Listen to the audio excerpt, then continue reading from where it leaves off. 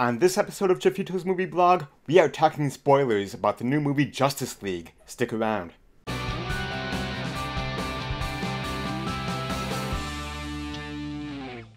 Welcome back to Jeffito's Movie Blog. I'm Jeff Malicki, and if you love movies as much as I do, make sure that you hit that subscribe button. I bring you movie news, movie reviews, trailer reaction videos, box office predictions, and so much more. So make sure that you hit that subscribe button, and then click the little bell notification icon so that you don't miss anything. And joining me today is Russell Howell from Howell's Hollywood Reviews. How you doing, man? I'm good, man. Thank you again for having me on the show, Jeff. Always a pleasure. Not a problem. So we are here today to talk Justice League. And if you guys have not seen Justice League, please be aware that this is going to be full spoilers. So, if you don't want anything ruined for you, stop this video, go see the movie, and then come on back. Let's get started right away here, Russell, with our positives. For me, I really enjoyed the movie overall. I think it is a step in the right direction for DC.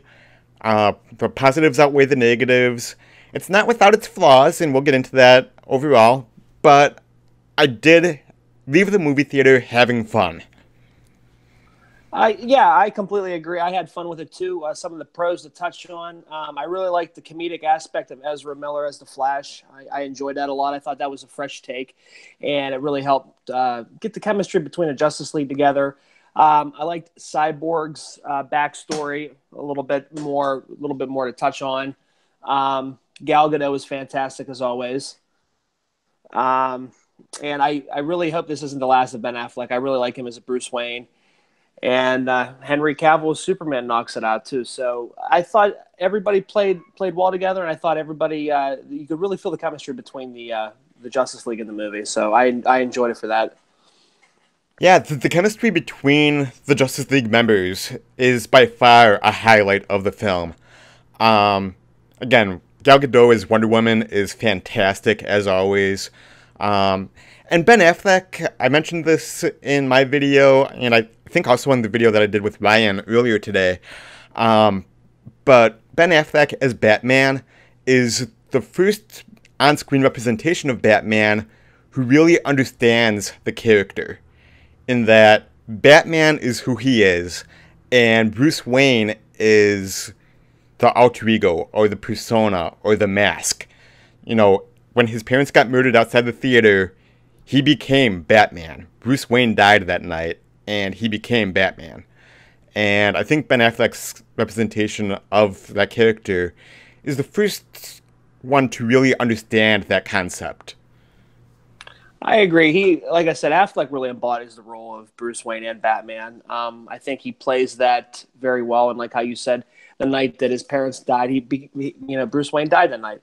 And you can tell when you see that dark side of Bruce Wayne in the movie and stuff like that. You see that almost dead side of him, and you see that he's more fully engaged in being Batman and trying to, rid the world of vigilantes and stuff like that. So, yeah, I love Affleck as a choice for Bruce Wayne. I really hope this isn't the last time we see him. So, not at all. And Ezra Miller as the Flash is, again, one of the huge highlights because of the levity and the comedy that he brings to it. One of my favorite scenes is when Superman is back and just pummeling the crap out of the Justice League members. And the Flash decides to go run super speed, kind of run behind Superman, and you see Superman kind of look at him like, "What are you doing, kid?" And then Ezra Miller's face, Barry Allen, the Flash, his look on his face like, "Whoa, I've never seen anybody do this before." That was one of the highlights of the film for me, for sure. Yeah, I thought that was funny too, because I think Barry Allen didn't realize that anything that the Flash can do, Superman can do it to the umpteenth level. And it was funny. He's fighting off everybody, and he still has time to sit there and crack his eye to the side and say, "Hey, you're not going to try to pull one on me." So, yeah, I did appreciate that a lot. Yeah. And as far as the negatives go, there's the biggest negative to me is Steppenwolf as a villainous character, but also in the broader scope of things, the visual effects and some pretty bad CGI. I agree. I touched on this on my review I have up on my page. The Steppenwolf, the CGI was awful. My friends and I were talking when we left the movie, and it was like he was like cut and paste out of the movie Beowulf. If you've ever seen the movie Beowulf, Right. It was almost like it was so bad CGI, and it was just unfortunate that you could just tell it looked so fake. And that took a lot of that out for me when I was watching it, because I'm like, oh, the CGI in this movie is really bad, just for his appearance and everything. Yeah, and the fact that he was just a traditionally boring, there's not much substance to him as a villain as portrayed in this movie. He's going after these boxes, and he has this plan to destroy the Earth, and that's about it. And then some of the CGI in general, there's one scene in particular that I'm thinking of when Bruce Wayne is trying to recruit Aquaman to join the team. And some of the green screen work there is awful. You can tell that Jason Momoa is on a soundstage in front of a green screen, not in Iceland, not in these glaciers or wherever he's supposed to be. It is obvious that there's a green screen, and I might even do better green screen here on some of my shows, because I was painfully obvious. But, again, I think that was a victim of the reshoots and some of the unfortunate production problems that this movie has had. Yeah, speaking of the reshoot problem, I noticed something right there at the beginning of the movie when the kid's holding the cell phone and recording a interview with Clark Kent, or Superman at the time. You could tell that his mustache, and I've heard a lot of people talk about it, but the mustache, you could see that they CGI'd it off, because I guess Henry Cavill he's filming a new Mission Impossible movie where he has a beard for the role, and they tried to CGI it out when they were doing those reshoots. And you could tell that was apparent right there at the very first scene of the movie. Yeah, absolutely. And going back to Superman and Henry Cavill, I love his performance here. That this is the best, truest representation of Superman that we've gotten. I really love it. I'm not a fan of how they resurrected Superman. In that the Flash and Cyborg end up being grave robbers, basically, and take him out of the ground and take him to the pool. It kind of negates that whole final shot of Batman v Superman, where you see the dirt start to rise up off the coffin.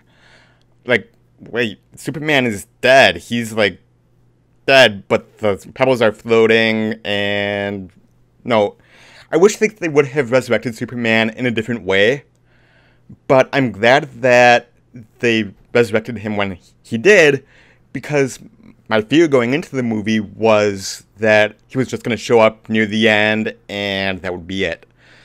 As it is, it happens about midway through the film. I actually would have liked it to happen even a little bit earlier, but just the way that was handled was a miss for me.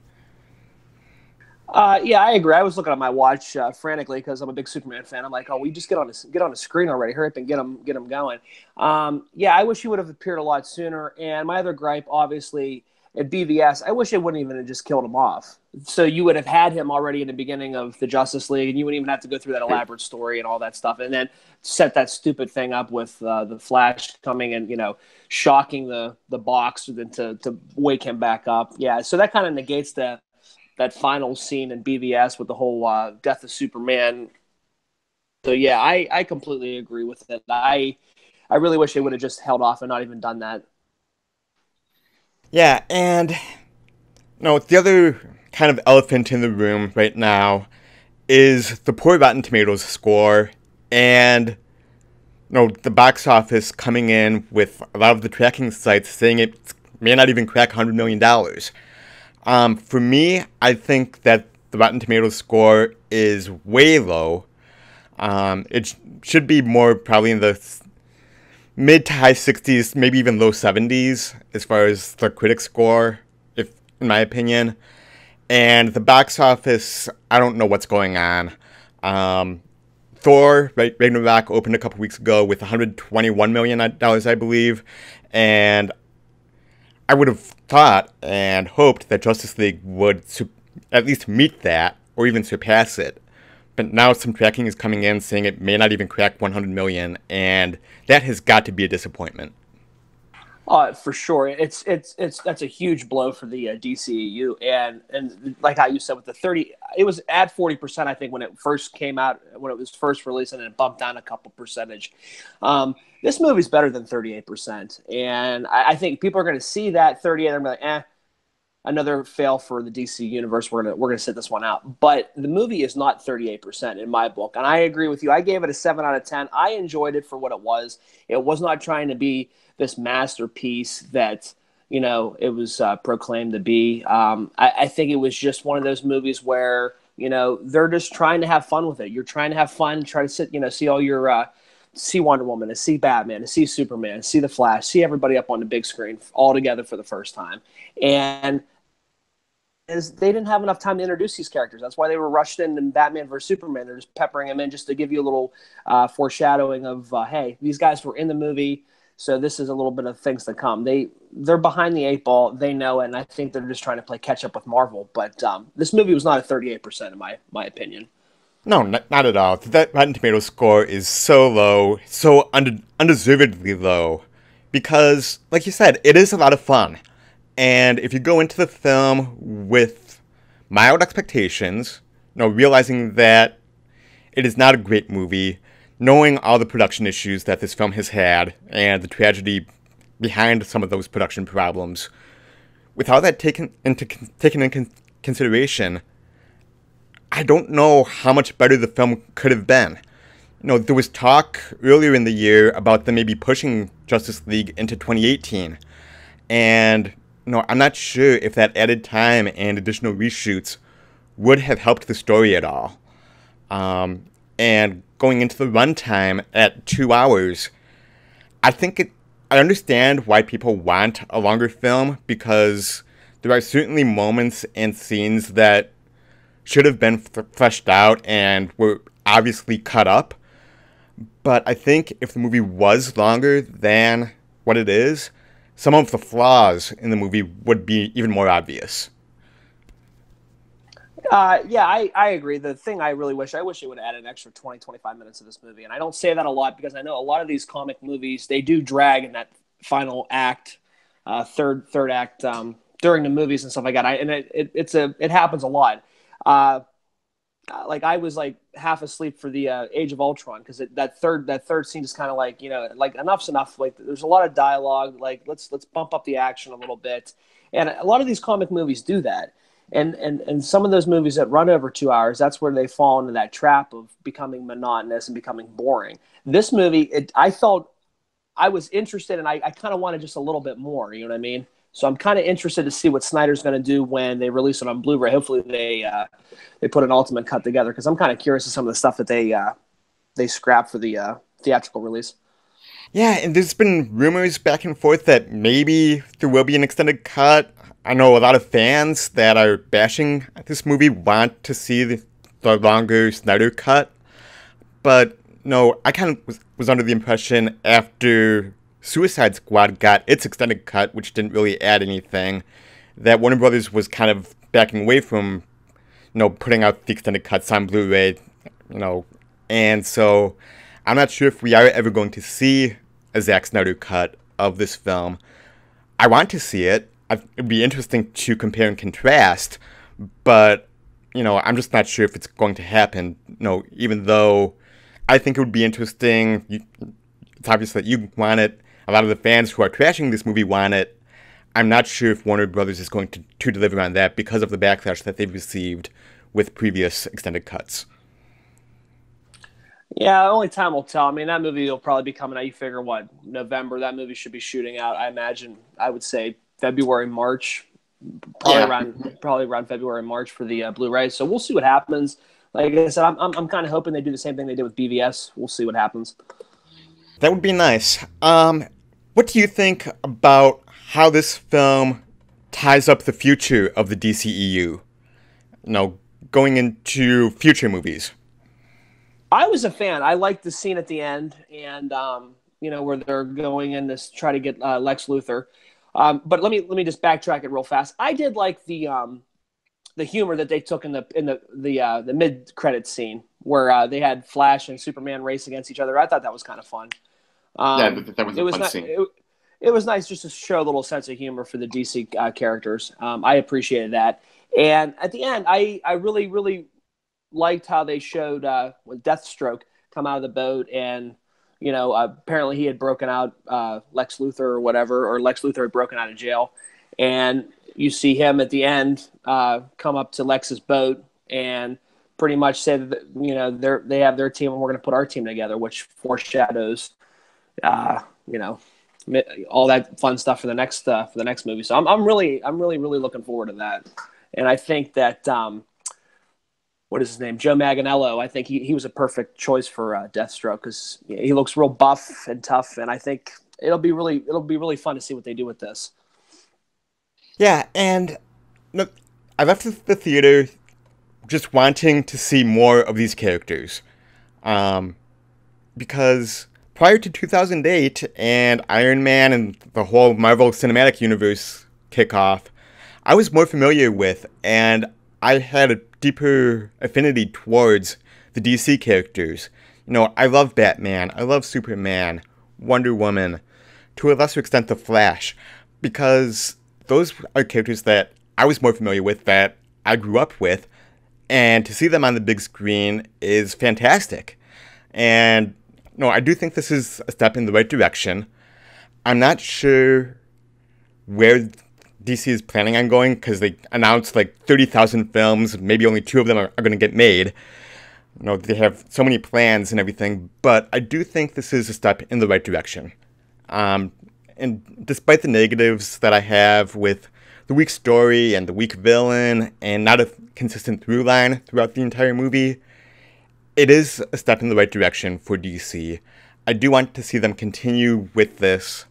I would love to see Ben Affleck come back as Batman because, as we mentioned, I think he's the best on-screen performance of Batman that we've gotten so far. But then you have Matt Reeves talking about his Batman trilogy and how it may be a prequel to some of these DCEU films. And there have been negotiations or talks or discussions about Matt Reeves wanting Jake Gyllenhaal to be Batman if Ben Affleck steps down. And for me, I'm a big fan of that.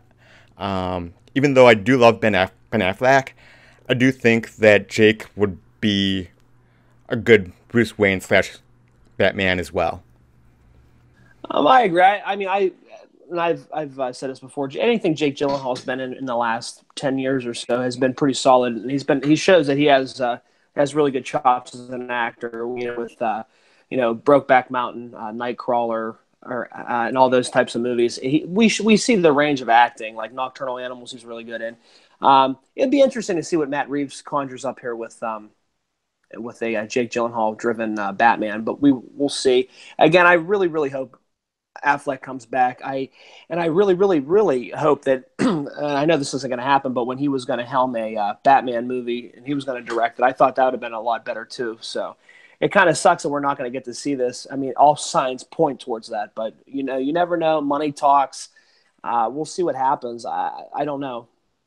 So that's the thing, that the DCE universe, everything's up in the air with everything. So. Right. And again, I do think we are heading down the right path now, finally. I think that they finally got their ducks in a row. I do think that they understand where they want to go with this universe, because there's so many stories that they can tell, as evidenced by the fact that they keep announcing all these films and none of them are being put into production. There's a lot of stories and characters that they can dive into. I do think that they are on the right path. Overall, give me your final thoughts on this movie and your general overall impressions, leaving this film. I gave it a 7 out of 10, a 3.5 out of 5. I enjoyed it for what it was. I didn't let the Rotten Tomatoes and the other critics and things sway me. I knew that the DCEU is in need of a superhero. Wonder Woman with Patty Jenkins really put them back on the map. And I think BVS, yeah, it is flawed, but there is a little bit of good that you can pull from it. Wonder Woman knocked it out of the park. And to build on that with Justice League, I loved the chemistry of the characters. Like I said, Ezra Miller was a surprise. And it was nice to see his comedic performance as Barry Allen, the Flash. I loved Cyborg's backstory. I like to get a little bit. It was nice to learn little bit more about him. And I thought Cavill, like how you said, Cavill is a great Superman. I think if he gets a couple more Supermans, he should be in talk, right up there with Christopher Reeves as one of the better Supermans, the best Superman. I think he really embraces that role of Clark Kent, and I really, really hope that they get a Man of Steel 2 spinoff. Overall, I really enjoyed it. I went in there just to have fun. That's what that movie gave me. And with the post-credit scenes, it sets up a prominent, hopeful future for the DCEU. So, I really, minus the bad CGI, I mean, those were my only complaints with the movie, the bad CGI. And, the whole idea of Steppenwolf, it's a bad guy. He's going after these things. Let's form a Justice League. Let's stop him. Done. You know what I mean? Like, I wish they would have had a little bit more of an elaborate villain. But overall, what you see is what you get with the movie. It was fun.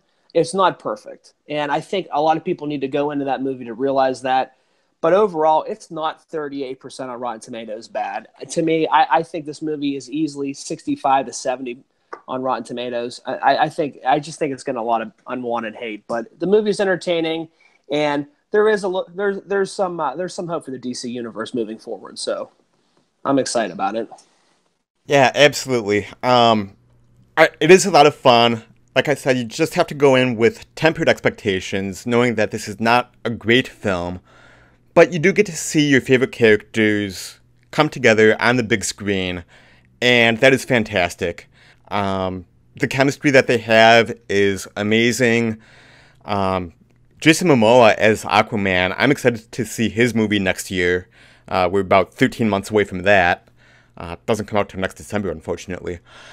But, no, I'm excited to see that. They set him up really well.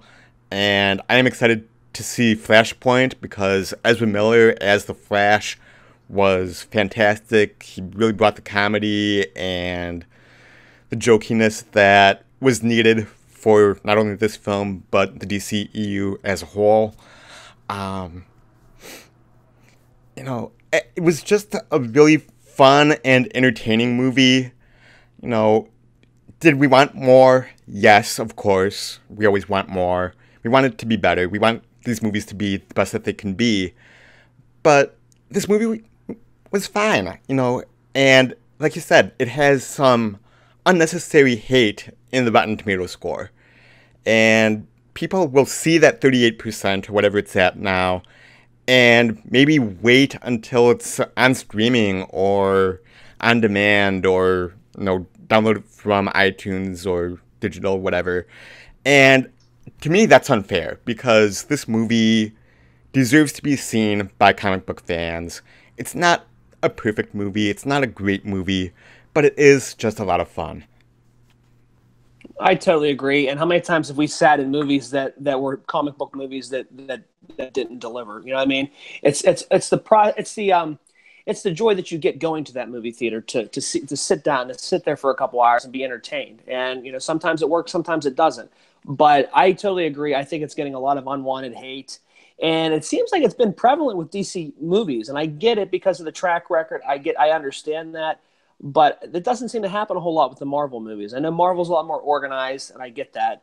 But I really think DC's trying. And, you have to give them an A for effort for at least trying. They're trying to fill the demand that the comic book fans want. They want good superhero movies. They want, and that's why they fought to get Patty Jenkins back for Wonder Woman 2.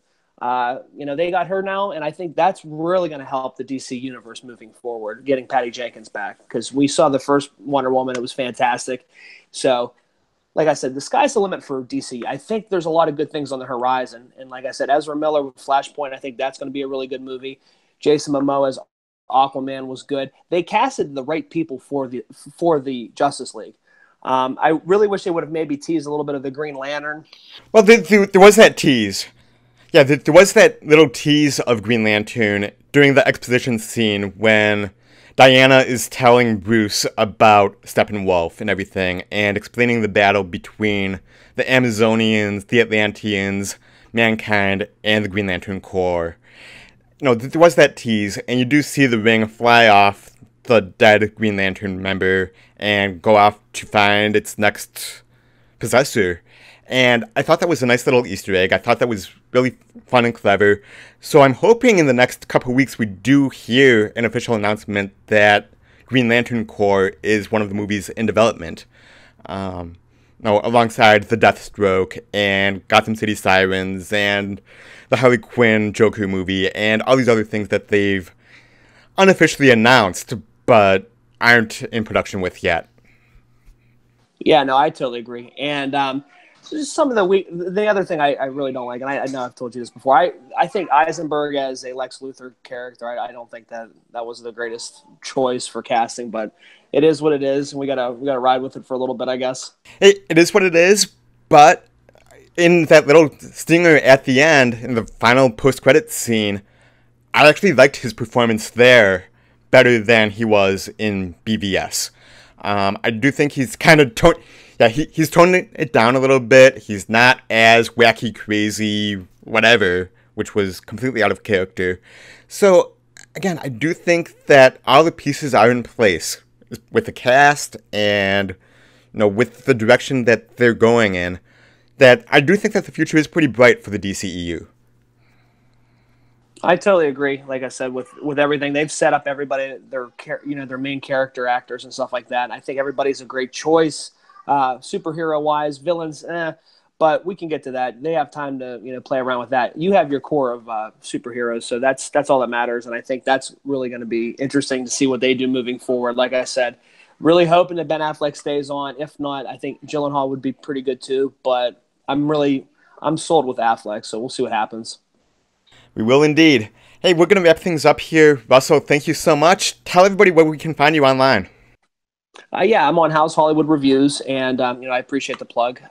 We're growing slowly but steady, and I do the same thing. I do movie reviews, trailer reactions, all that fun stuff. Anything movies. Try to do some good things here coming up for the next year, so we'll see what happens. Hey, thanks again for joining me, and we will chat soon.